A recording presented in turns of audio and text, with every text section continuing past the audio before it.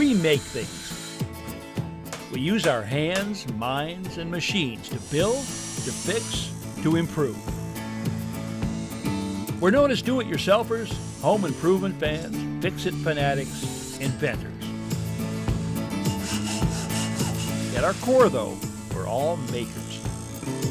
So let's jump in and make something.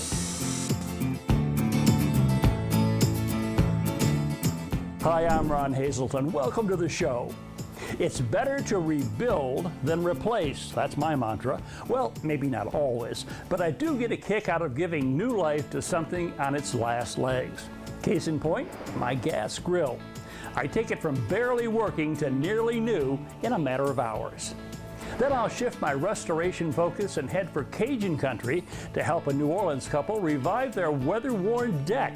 You're going to like this show.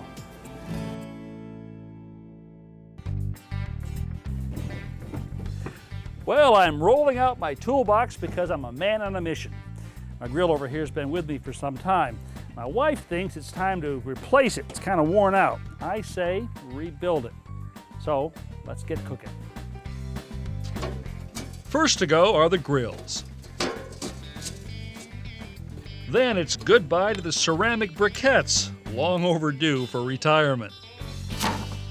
Now, the grate that supports the ceramic briquettes, well, it's pretty badly deteriorated. As a matter of fact, I've even tried to make some repairs on it before by cutting strips of sheet metal and sort of bridging the places where it was totally gone. But I think the time has come for a little better quality repair. Well, now I can see why I haven't been getting the results out of my grill. Look at these burners. They're completely plugged up right here and here from debris and rust. And over here, they're burnt through. Look at these big holes. Now also, there's an igniter on this grill. If I push this button down here, these units right here are supposed to spark and start the gas. That hasn't worked for a long time. So I'm going to take everything out.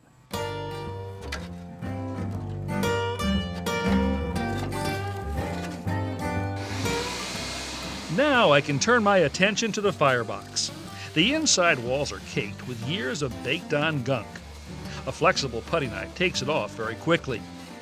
To cut down on the mess, I use my shop vac to catch and dispose of the loose material.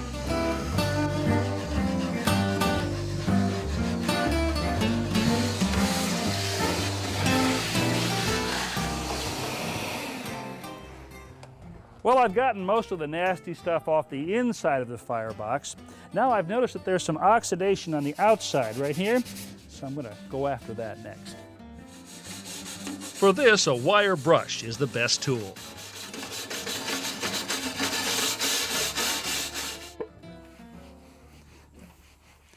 Now, because there have been a lot of cooking oils and grease around this, I'm going to do one final thing before I put a coat of paint on here. And that's to sort of wipe everything down with some denatured alcohol. A bit of masking tape will keep the spray paint from messing up the control panel. Well, I'd say we're ready to start painting. Now, a grill like this gets really hot, so you can't use just any kind of paint on it. What I've chosen is a high temp paint, which should hold up pretty well. Now I find that if I hold a spray can about 10 inches from the surface and make long, smooth, overlapping strokes, I get good even coverage. Rather than just reversing direction at the end of the stroke, I move off the edge and momentarily take my finger off the button. This keeps me from getting drips and runs. Wow, the outside looks terrific. Now it's time to make it work as good as it looks, and that means I've got to find some new parts. I've located a garden center a few miles away that stocks repair parts for my grill. The owner, Joe Gloria, has said he's fairly sure he has what I need. Hey, you got it. All set, Ron. Briquettes, right and left burner, Right. lava grate. Okay, what about the igniter? Igniters are both on the burners. Oh, they come attached? Yes, they do. All right. Thank you very much. Got my work cut out for me. All right, thank you. Appreciate it, Joe. Okay.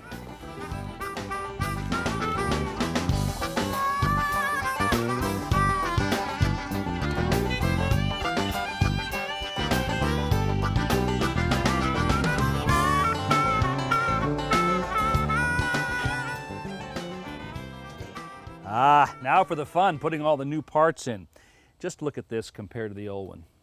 I'm surprised this was working at all. Everything was rusted, plugged up here, broken away.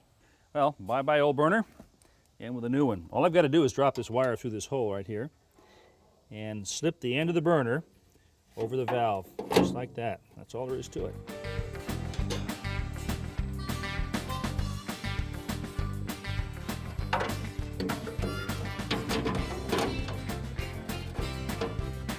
The igniter wires push onto terminals at the igniter button. Well, the burners are in. They're working fine. I've checked them out. Now I'm going to install the new grate. Remember this? It was completely burnt through. Now this sits above the flame and supports the ceramic briquettes. Here's the new one right here. Quite a difference, huh?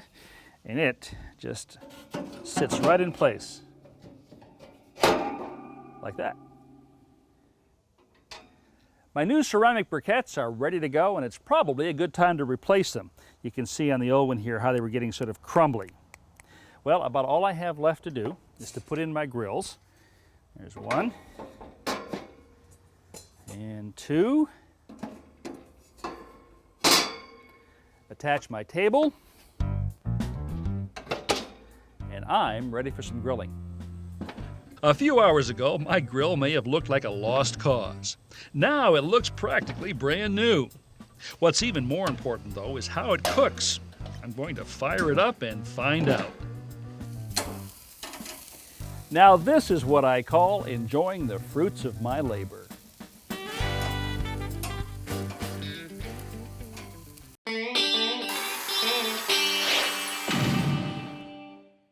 Over time, a little bit of paint stored in a large container gets pretty bad. And if I left it this way long enough, it probably would be totally unusable.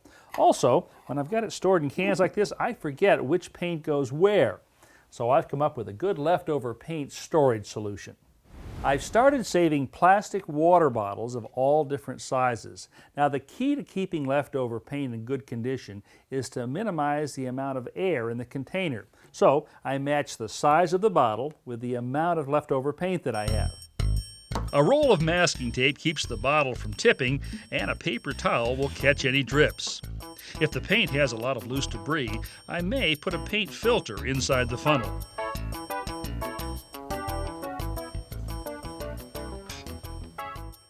Now once I've got the paint in the bottle, I remove the funnel, and this is the secret part here. Take a half a dozen marbles and drop them in. I label the paint using a felt tip marker, and when it comes time to do a touch-up, I simply give it a shake. Those marbles in the bottom agitate and mix the paint. Open the top, pour out what I need, close the top, and do my touch-up. Now when the paint level gets, say, halfway down in the bottle, then I just transfer it to a smaller one.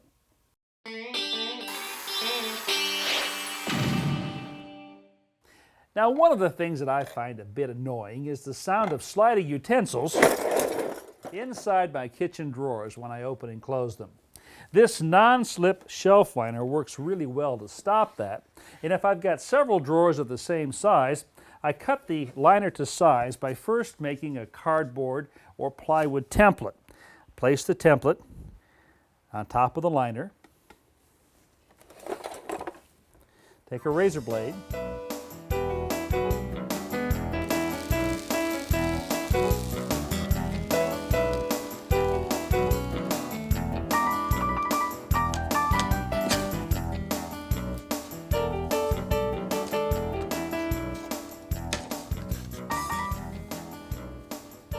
And there it is. Now, in the same way that the template precisely fits every drawer, so does the piece of material that I cut from it.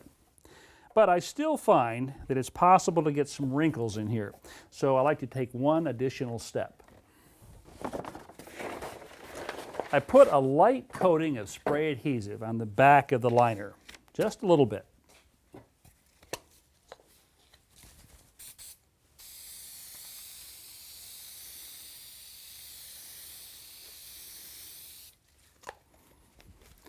Then, while it's still tacky, I drop it into the drawer.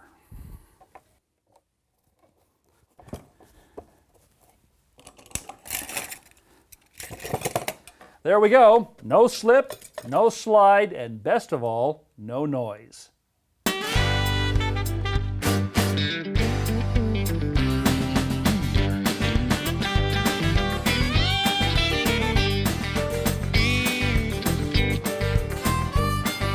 Kenneth and Andretta Allen of New Orleans, Louisiana have asked for a little help, so I'm going to pay them a house call. Ay. I don't know. This may be beyond help here. At first glance, it doesn't look good. The deck boards are splintered and have faded to a dingy shade of gray. Kenneth shows me a few other problems. Some of the boards have actually twisted out of place, and nail heads are popping up all over. I can't tell you how many times I've pounded these things down. They have a way of creeping back up, though. Things look pretty bad, all right. But nonetheless, I'm fairly confident a revival is possible. Several of the problems that you see on this deck, the popping nails, the cracks on the surfaces of the board, the twisting lumber, are caused by the wood getting wet, soaking up water, expanding, and then drying out and contracting. That continual movement, expansion and contraction, causes almost all of these problems. And the way to prevent it is to make sure that you put a good sealer on your deck every year or two. But our first step is to fix those twisted planks, and we begin by removing the old nails. I drive the prongs of a nail puller beneath the heads, and then Andretta pries them out with the other end. Next, we'll try to straighten out those boards. Now this is my high-tech deck board straightening tool right here. What I've done is taken a 2x4, cut a notch out of it, and this is how it's going to work, I hope. This slips right over the end of the twisted 2x4 like this. Oh, that's a great idea. Andretta would have never thought of that. Oh, I don't know. I bet you might have. No, I wouldn't have. Want to give it a push? See if it works? Yes. That should straighten that board right up. Oh, that's great. Kenneth reattaches the problem plank with 5/8 screws, which create a stronger grip than nails.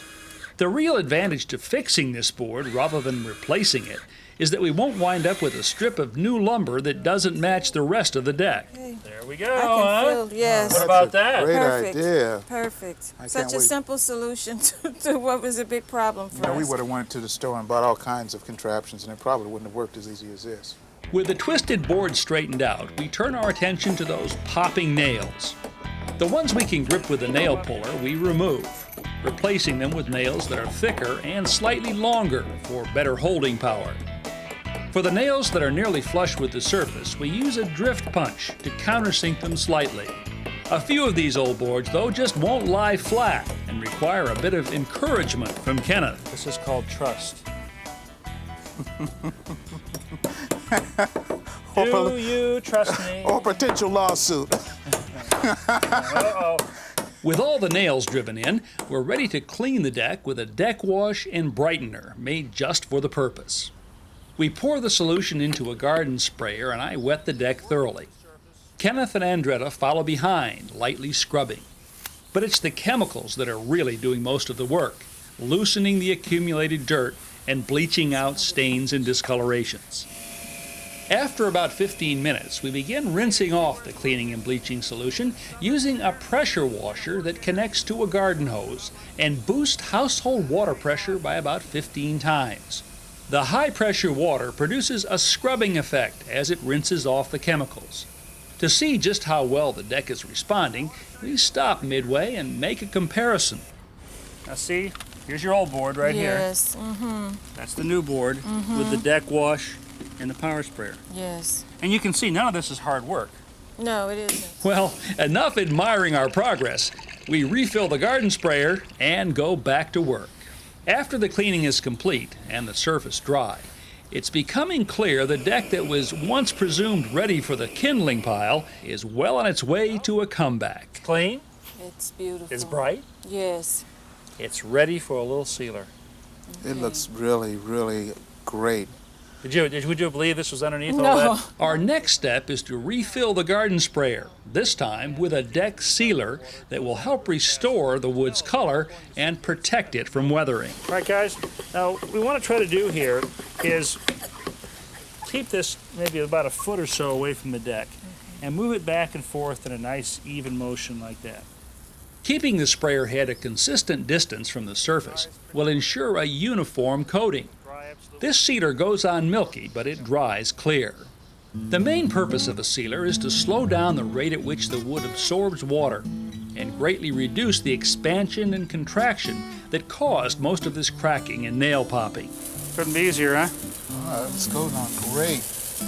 Now, this product, given your conditions here, will probably seal your deck for 1 to 2 years. It's just amazing how quickly you can apply sealer with a garden sprayer.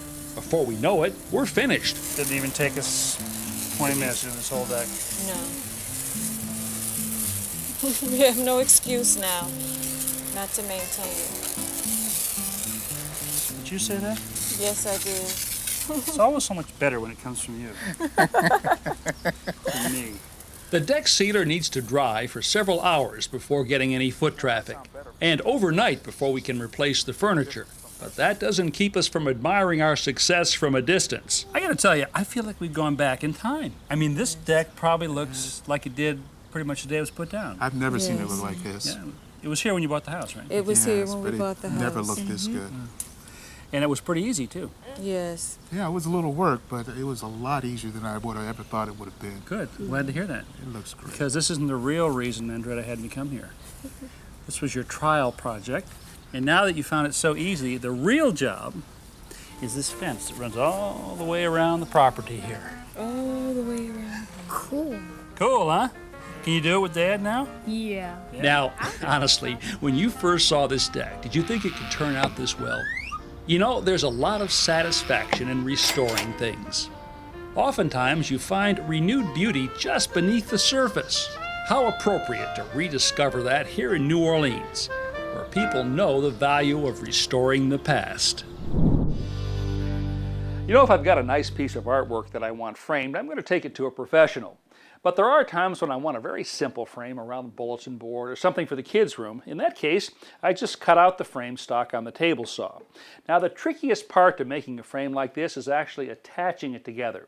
First, I lay out the 4 sides of my frame on a flat surface.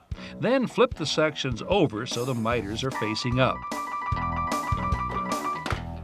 Yellow woodworker's glue is a good choice for this job. I put a little in a plastic bottom I've cut from a water bottle. Then brush the glue on the face of the miter joints and press them together.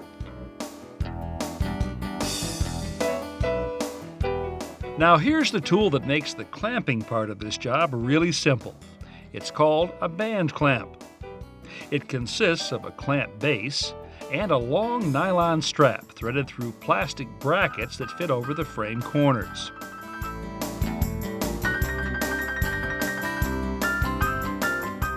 I remove the slack from the strap by pulling it through a slot on the base and tightening the lock. As I turn the screw, the band clamp tightens evenly on all 4 corners, pulling the joints together. Finally, I double check to make sure everything is square. So, if you've got the right tool, in this case the band clamp, putting a frame together like this is a snap. To view today's projects again and countless more, go to HouseCallsDIY.com. Step-by-step home improvement tips when you need them. I'm Brian Kelsey. Welcome to House Calls. Join us as we tackle some great home projects, as well as look back at favorites from Ron Hazelton on House Calls.